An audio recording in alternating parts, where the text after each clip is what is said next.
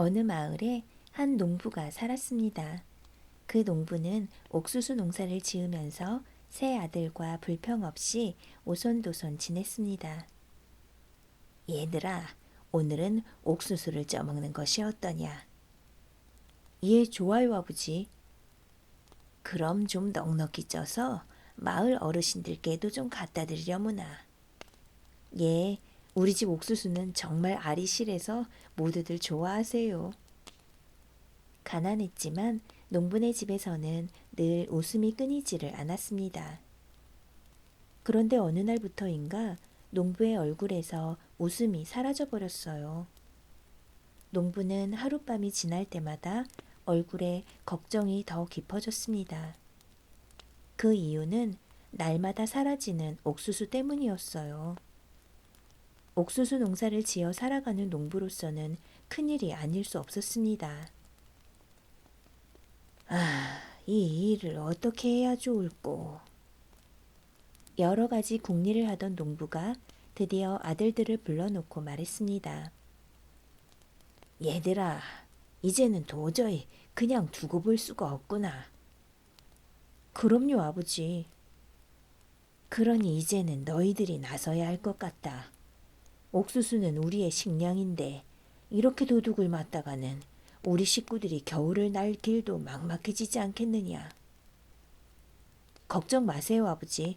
저희 삼형제가 돌아가면서 지키면 감히 도둑놈이 오지 못할 겁니다.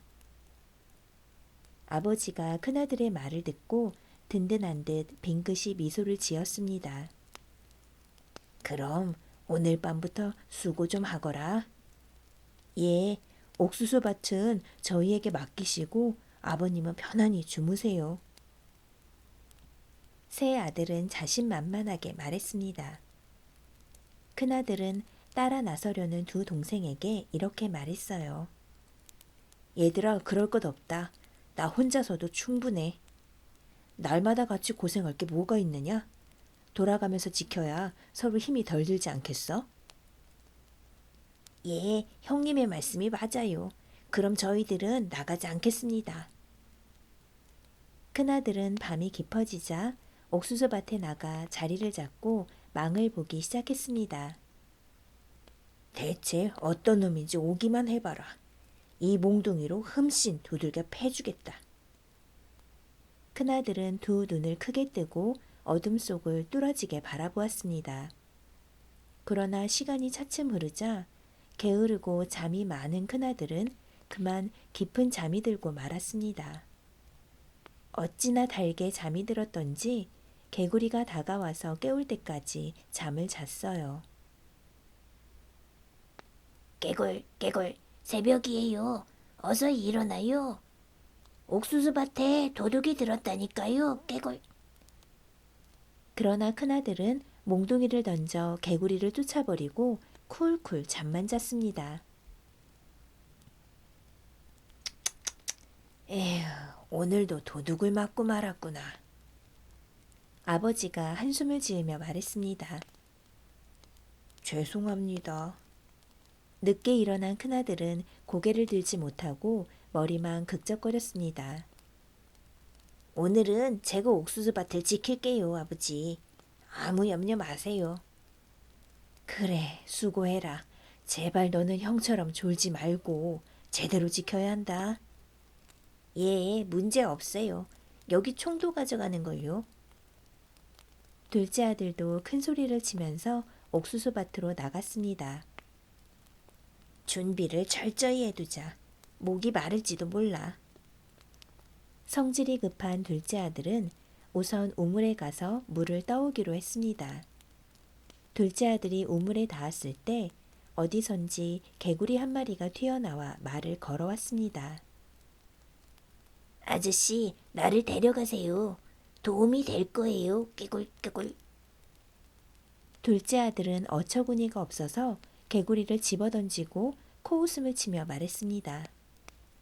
흥, 니까짓게 날 도와주겠다고? 그게 말이나 되는 소리야? 둘째 아들은 우물물을 따서 옆에 놓고 총을 어루만졌습니다. 이 총만 있으면 아무것도 무섭지 않단 말이야. 도둑놈이 나타나기만 하면 그냥 탕! 둘째 아들은 우물가에서 실컷 놀다가 옥수수밭으로 향했습니다. 인젠 슬슬 밭으로 가볼까. 둘째 아들이 옥수수밭에 막 다다랐을 때 어디선가 바스락거리는 소리가 들렸습니다. 아, 도둑이다. 이놈, 받아라! 둘째 아들은 무조건 방아쇠부터 당겼습니다. 탕, 타탕. 둘째 아들이 재빨리 총을 쏘았지만 이미 도둑에게 많은 옥수수를 도둑질당하고 난 뒤였습니다.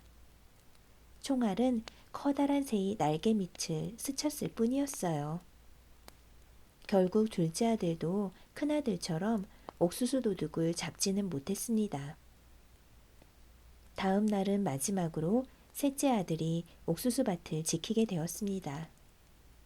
두 형과 달리 온순하고 사랑이 많은 막내 아들은 밤새 옥수수밭을 지킬 셈으로 우물가에 앉아 빵부터 먹었습니다. 도둑을 잡으려면 뱃속이 든든해야 해. 절대로 졸지 말아야지. 더 이상 아버지를 실망시켜드려서는 안 돼.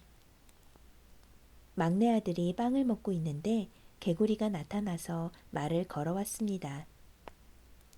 아저씨, 빵 좀 나눠주세요, 깨굴. 막내 아들은 개구리에게 빙긋 웃으며 말했습니다. 그래, 이리 와라. 같이 먹자. 개구리는 막내 아들의 무릎에 앉아서 빵 조각을 받아 먹었습니다.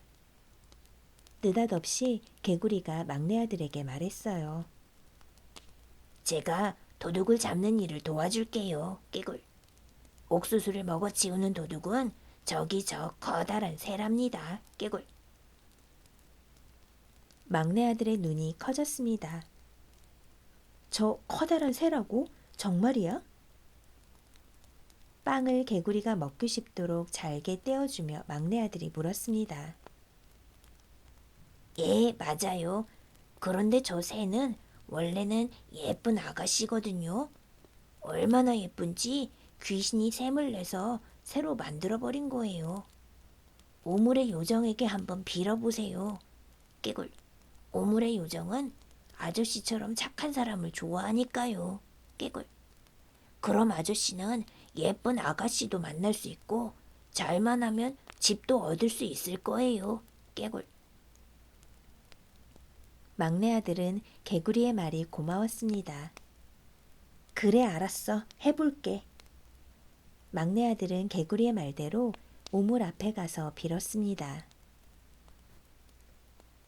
우물의 요정님께 간절히 빕니다. 저 커다란 새를 마술해서 풀어주세요. 그래서 원래 예쁜 아가씨로 되돌려주세요. 부디 우물의 요정님 제 소원을 들어주세요. 그러자 이게 웬일입니까? 눈 깜짝할 새에 커다란 새가 예쁜 아가씨로 변하는 게 아니겠어요? 정말로 아름다운 아가씨였습니다. 도련님 정말 고맙습니다. 도련님 덕분에 제가 나쁜 마술에서 풀려났어요. 아가씨는 막내 아들에게 고맙다는 인사를 했어요.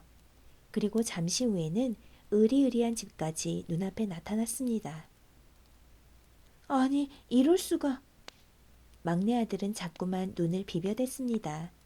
기분이 너무너무 좋았어요. 이 집은 도련님의 집이에요. 어서 안으로 들어가 보세요. 이렇게 예쁜 아가씨와 이렇게 커다란 집에서 살게 되다니 모든 게 꿈만 같았습니다.